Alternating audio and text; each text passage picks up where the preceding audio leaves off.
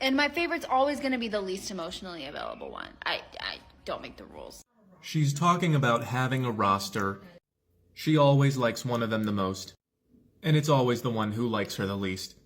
And she says, I don't make the rules. So here's the thing. You do make the rules. The rules that you do not make are what feels good. This is the guy you like, and this is like, I want to eat pizza and cupcakes all the time. The lower drives. You don't make the rules there. But you do get to say, well, I'm not gonna eat pizza and cupcakes all the time because that's bad for me. You do make the rules. A relationship truly only works when a woman settles for a man that she considers mid. That would be, of course, mid-women settling for mid-men. I used to talk so much about girls who settled, and now I hope to become one. She used to reach out of her league, and now she is aging, so she hopes to grab somebody on the way down.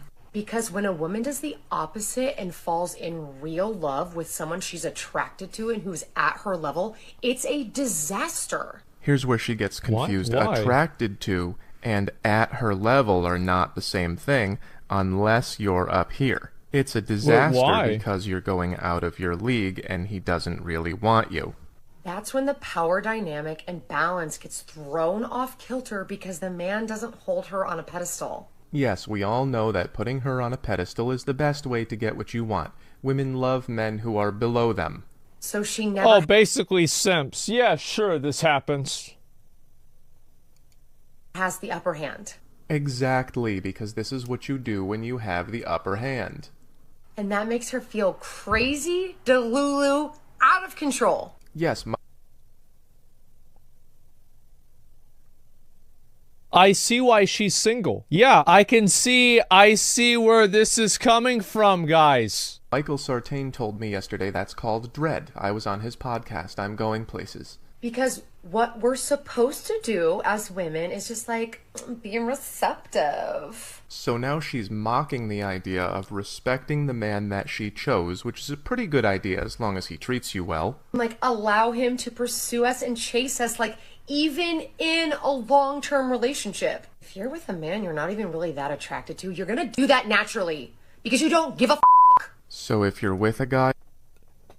I'm telling you, bro, like, you know, everybody at the beginning was like, oh, wow.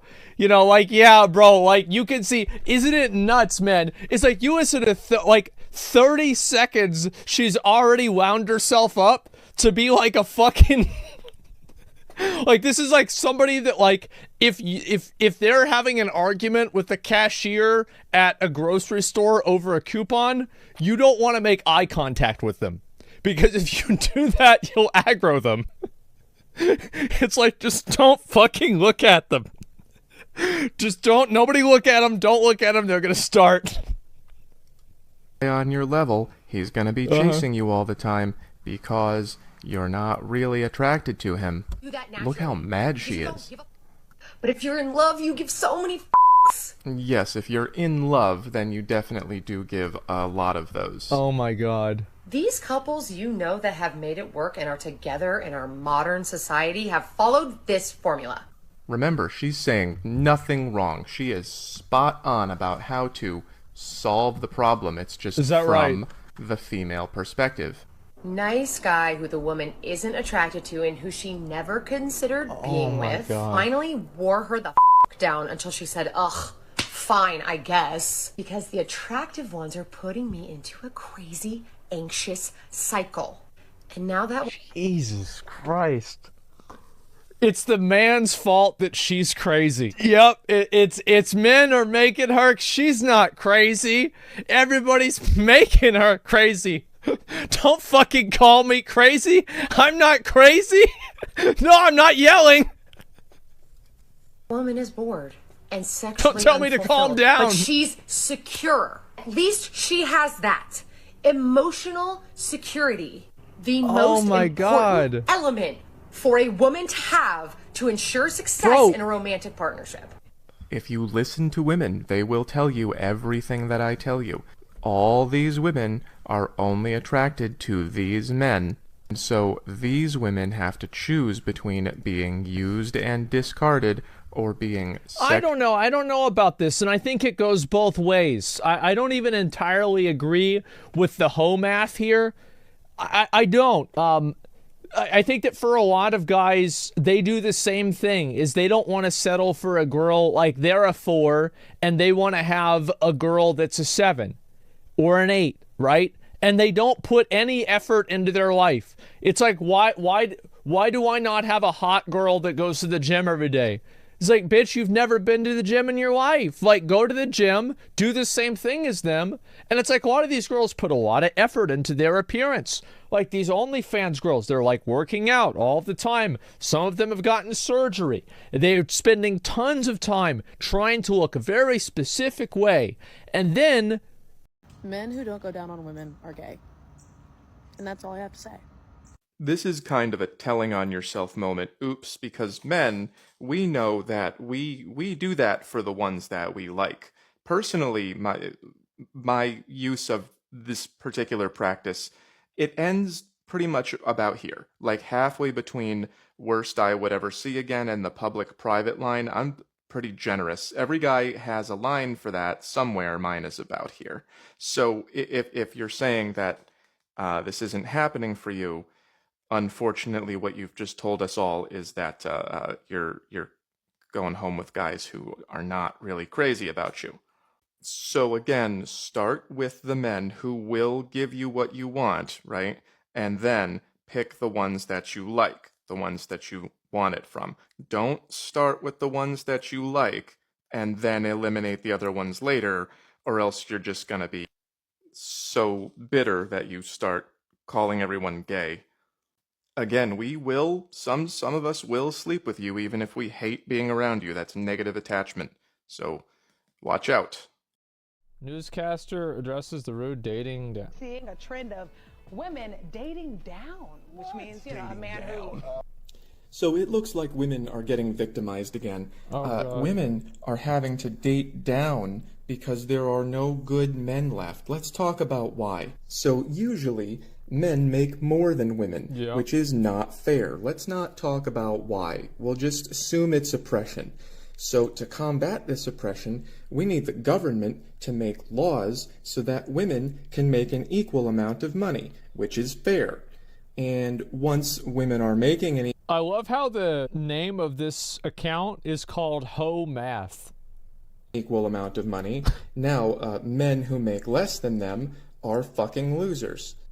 Women are getting educated and they have standards. I love how he puts so educated in print in like quotes. She needs a man who makes more money than her. So basically, women need to be making the same amount of money as men, or even more, because it's 2023. That's the year that it is. No, it's 123. This is the year, and so the government has to make this happen. So all women should be equal to or better than men, and all women should be able to find a man who makes more money than she does.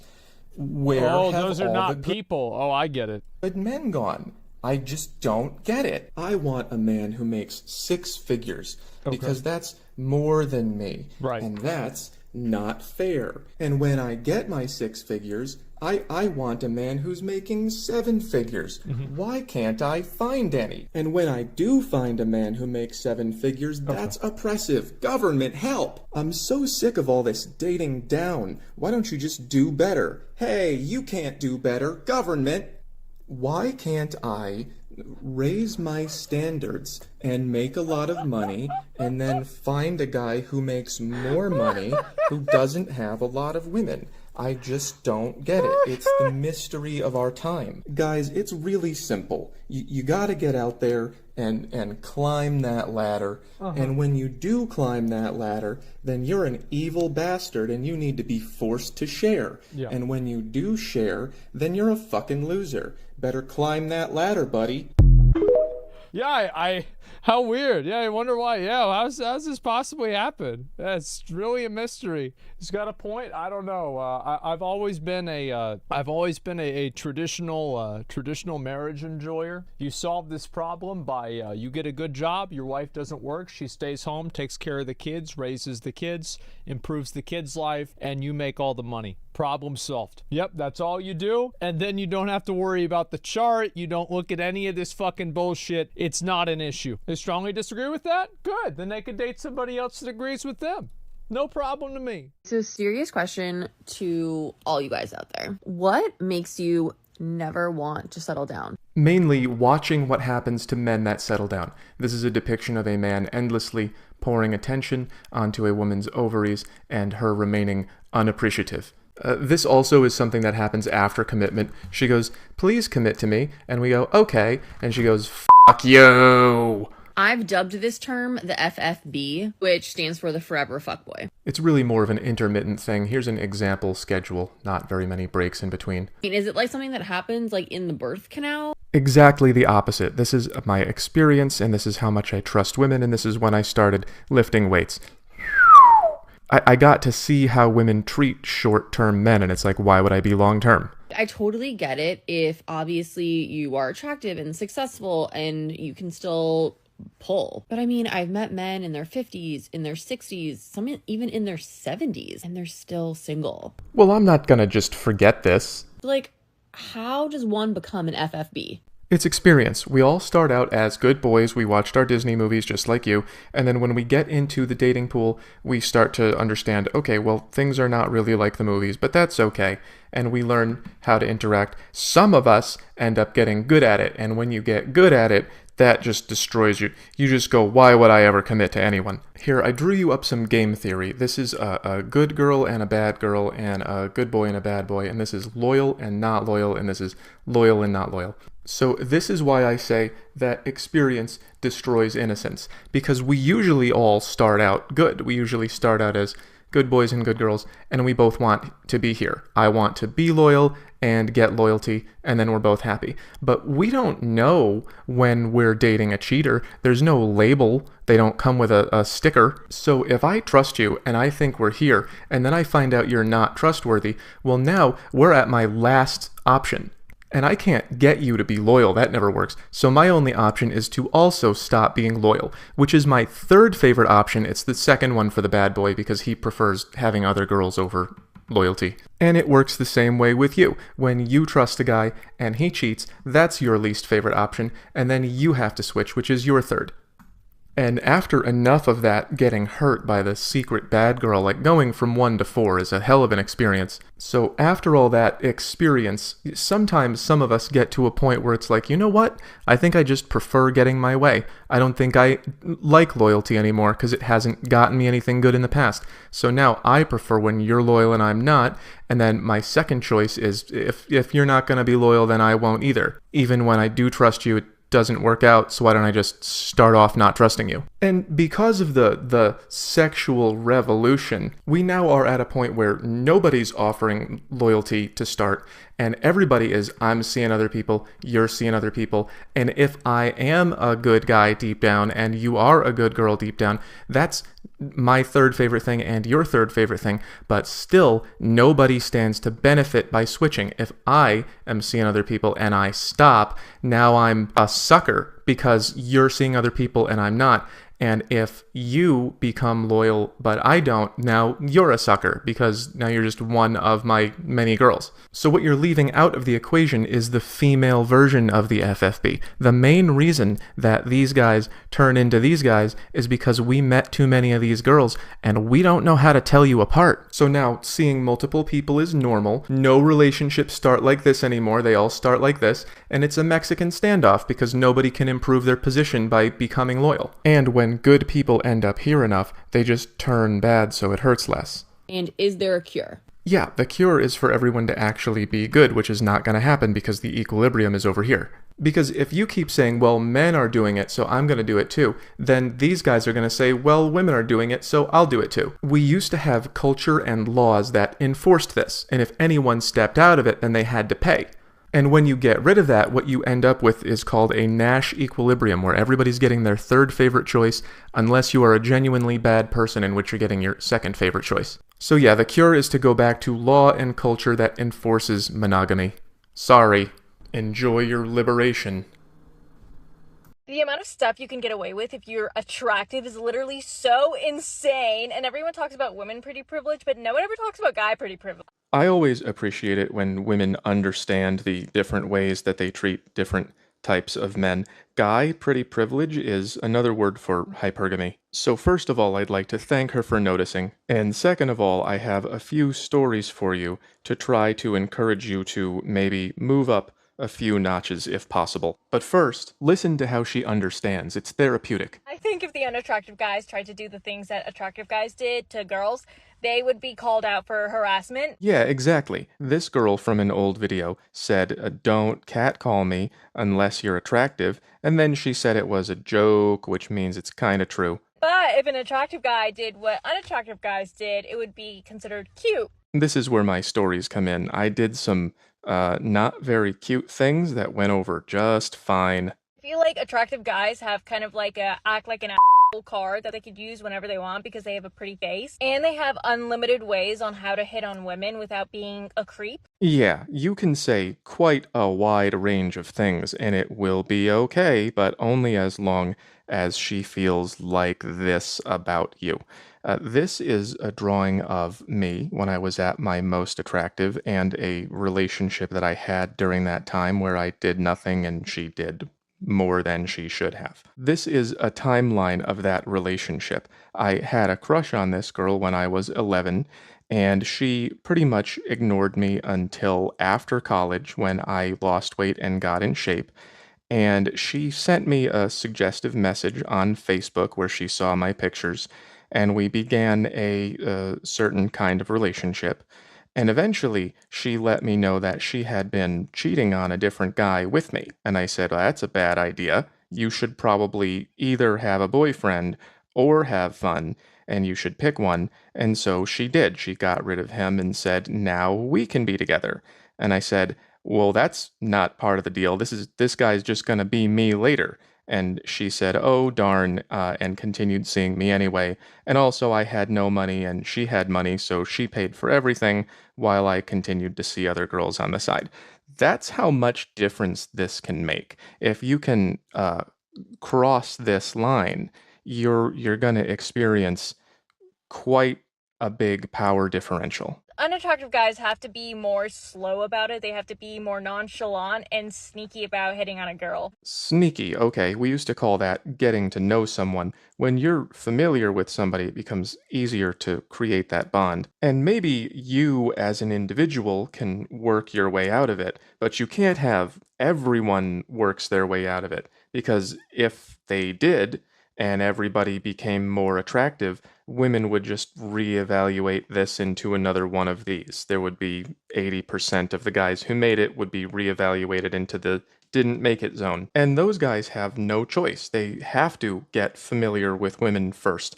Otherwise, they just get completely left out. And that's why the world is looking more and more like this. People don't get to know each other anymore, and if you try, women will call it sneaky. That's the one thing she said that I didn't like. They also can't be arrogant and rude, where a lot of attractive guys get away with being rude. That's me. I used to be rude. I was so bitter after I found out the difference between how people treat you when you move from here to here that I actually made a game out of what is the rudest thing that I can say to someone who I know already likes me before she doesn't like me anymore, and I never found it. I wrote a few of them down, but I don't feel safe showing you. I played other games too. I once met a girl on the computer. I went to her place 3 times without ever telling her my name. And then on my way out the door the 3rd time I said, "Are you gonna ever ask me my name or what?" And she said, "I didn't want to offend you." Like I was gonna say, whoa, you're moving a little fast, aren't we? No, I'm not encouraging any of this behavior. This is degenerate. The only reason I did it is because I was bitter because I couldn't be liked without being likable. I didn't want to put in the work to get out of this area, and when I finally did, I still felt like this on the inside, and I said, oh, now it's my turn to do this to someone else. And that's not what we need more of. That kind of stuff just goes back into the dating pool and makes everybody more miserable and harder to deal with. Now, the difference between an attractive guy and an attractive girl is like so different. An attractive girl, sometimes like they don't get guys. They get rejected because people get jealous of them, or they're really intimidated, or they're jealous. And it's just really hard to be an attractive girl. But for an attractive guy, literally it's like living on the red carpet with silver platters of opportunities handed to you constantly. Well, not job opportunities. This was roughly my attractive era from here to here, and this was my net worth. And then I had nothing, and now I have internet money. But yeah, she's not wrong. This is an easier position in the market than this. It's easier to get what you want. Now, I wish we could get away from this app style of dating and back to the classics, but I don't know how we're gonna do that. This might even get worse. At least people are starting to get it. But for now, if you are not working on yourself, you are potentially giving up a lot of power. Just don't misuse it when you get it, or you'll eventually turn into me, but without the internet money.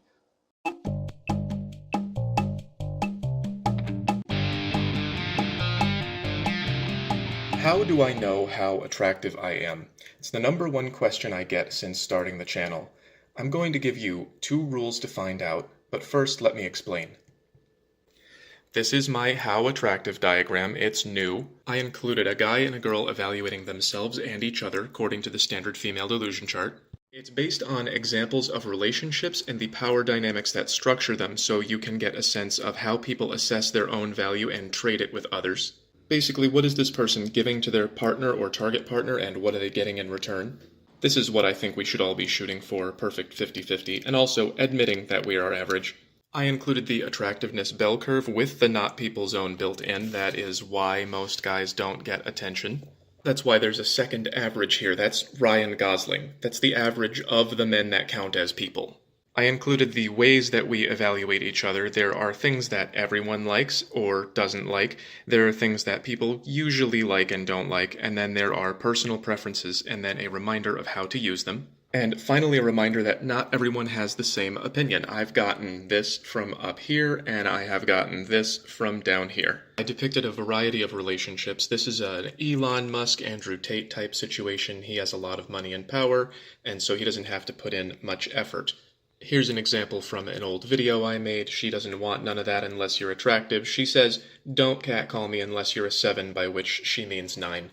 This is a relationship I was in. That is a picture of me when I was good. I spent some time with somebody who I liked, but there was a large attractiveness difference, and so she tolerated a lot from me. Here again is what most people should be shooting for, on the same level, each putting in half. Here's another example from my TikTok. He was in a relationship with someone who wasn't putting in anything.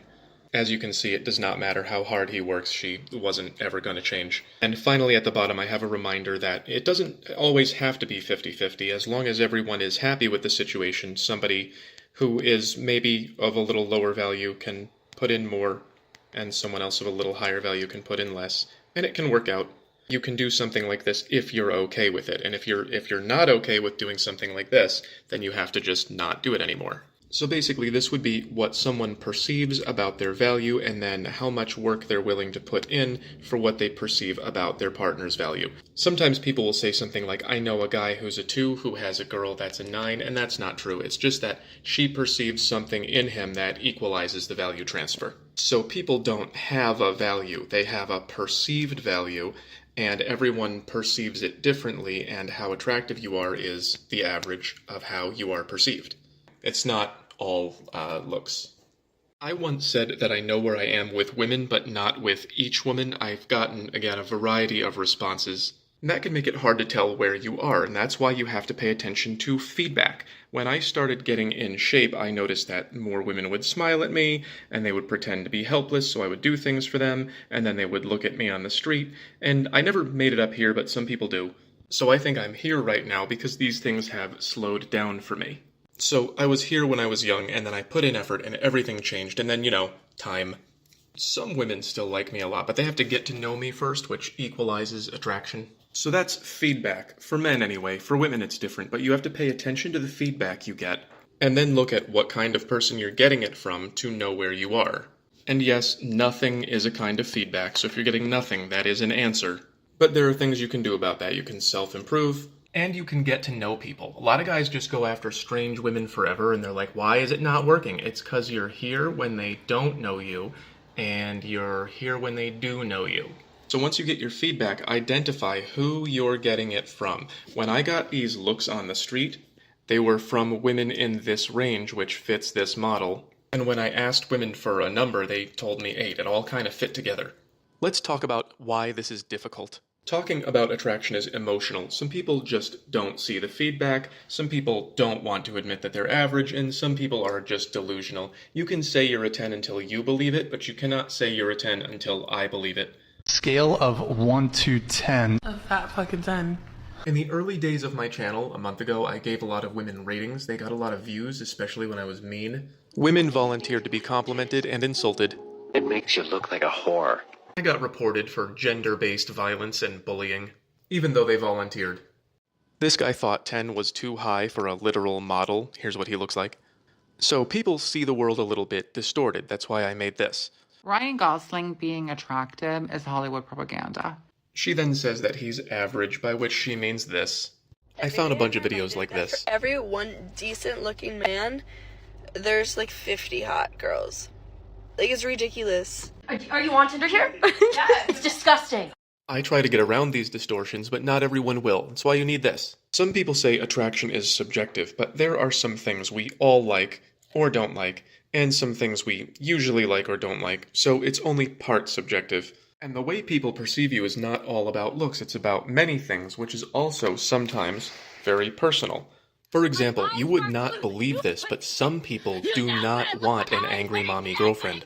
When was that last time? That's Alex Pierce. She's known for her angry ranting. Some people love it. She's very polarizing. That would be a personal preference in personality. Also, different people value different things differently. I would rather have a 10 here and a 5 here than the other way around. So, judge by universal and usual preferences and not personal ones. Include everybody in the world in that age group, and include everything you know about them to get their total value. That's how to judge fairly, but not everyone will do that. So you have to remember how this works and then look for your feedback. Let's do guys first. I said I used to get looks from women on the street when I was up here. That's rule number 1 for guys. If you're getting attention from women who don't know you, you're doing good. That's why very few men get all the attention on dating apps, because very few men look good to women right away. Familiarity evens things out, so if you know her pretty well and it's not working, she probably sees you as down here. And you should either adjust your expectations or work on yourself. And you should work on yourself. I went from here to here and it changed everything. Guys down here tend to think that women are just difficult, but if you make it past this line, you get to be difficult, and I recommend it. This is a real thing someone said to me. I was basically staying at her place, drinking all her wine, hitting on her friends, and she was like, I can't get rid of you. It's a good thing you're so good. I don't actually recommend treating people this way. I'm just saying you can be valued. I will show you how to work on yourself in a video called Self-Maximize coming up. Basically, do this first, find out who likes it, do this next, and try to end up here. Okay, now let's do women. Men have to know when they are here, and women have to know when they are here. I just told men that if you're getting attention from women that you don't know, then you're doing pretty well. Some women think this is true about them too. It is not. This girl is bragging that 108 people are interested in her. She probably thinks they all feel this way. They don't. A lot of men, including me, will give attention to women who we judge as being anywhere from here to here. If I think you're a 4, I probably wouldn't put you higher than here, but I might put you here. You have to know who feels this way about you and who doesn't, and this is how you know. You can't listen to what they say. They'll say anything. You cannot pick who you like and make him keep you. We do not work that way. You have to find out who wants to keep you and pick your favorite one. If you start with this, then you're not filtering out the guys who will make you end up here. Your level is the best guy who will commit, not the best one in your inbox. A lot of women hate that advice. They say, I'm not going to settle for less. And that's okay as long as you realize that if you're aiming too high, you might end up alone or with a guy who's got 5 other girls. All I'm saying is you don't want to be her, and you cannot be her just by saying you are. Other people have to agree. That's why we used to have marriage. It was proof of commitment and not just saying it. So you can tell who likes you by how much he's investing in you. That's time, money, energy, commitment. How much does he want to have a public relationship? How much does he want to show you off? How fast does he give up other women for you? If he's not giving you those things, he probably won't. So for men, you're looking at what kind of woman is giving you signs of attraction. Being nice is never going to change that. And for women, you're looking at what kind of man is giving you signs of commitment. And more attraction to him is never going to change that. I think we all know these things on some level, but we just don't want to be honest with ourselves. We don't want to admit where we are. But if you do, that's going to get you the best result. This is what most of us should be looking for. So here's those 2 rules I promised you. Number 1, you know how much someone likes you from the energy you get minus the energy you give. Don't expect that to change. And number 2, you know how attractive you are by looking at what kind of person gives you about the same as what they take. So don't give people energy that they don't give back, and then pick from whoever is left. If you enjoyed this video, there's about 1,000,000 ways to support me on my Linktree, and I'm gonna start making music and stuff. Here's some of it.